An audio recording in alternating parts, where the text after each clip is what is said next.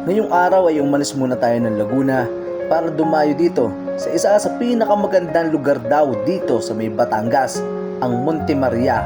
Well, tignan natin. Mula Manila ay bumiyahe kami ng kulang-kulang 2 oras papunta dito sa may Monte Maria. At pagdating nga dito ay syempre magbabayad kayo ng parking fee kung meron kayong dalang mga service. At pag nakapasok na nga kayo ay ready nyo na inyong mga tuhod, bawal to sa may radiumay, sa may osteoporosis at may polio. Dahil medyo may kataasan din ang aakyatin natin para lang makapunta doon sa may napakalaking rebulto ni Mama Mary.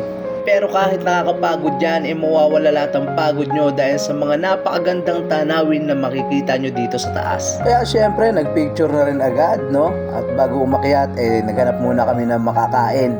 Ayan, at nakapili na nga, ng budol na naman.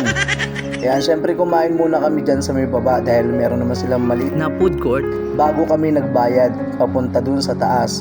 Ang bayad nga pala sa taas ay 150.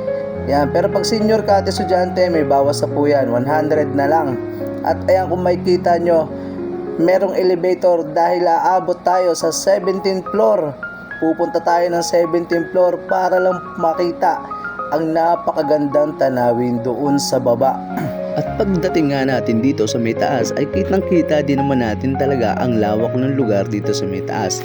At magugulat ka rin talaga sa laki nito. Mula dito ay makikita mo na rin talaga kung gaano kalawak at kaganda ang buong Monte Maria. At sa sobrang laki nito ay talagang malulula ka mula dito sa may taas. Pero sulit naman talaga dahil sa ganda ng mga tanawin mula rito. At dahil nga limitado lang ang oras natin dito, samantalahin na natin ang pag-picture-picture at ang pag-iikot sa lugar na ito. At itong mga nakikita natin na parang mga capsule, hotel po yan. Sayang lang kasi gusto rin sana namin itry yung glass walk nila dito pero hindi kasi available.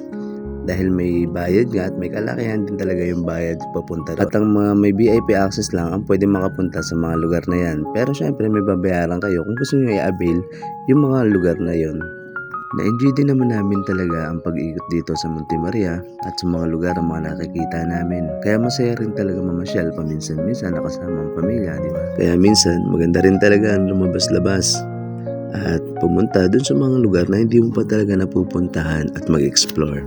Ika nga nila at lagi nilang sinasabi, saglit lang ang buhay, kaya hanggat maaari, i-enjoy na natin ang lahat ng mga bagay o mga lugar na pinupuntahan natin.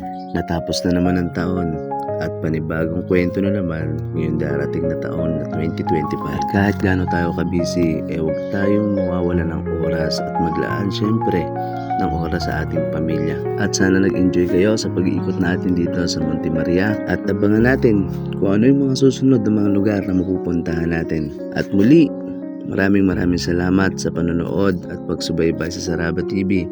Ako muli si Makwil na Saraba TV. Maraming salamat po.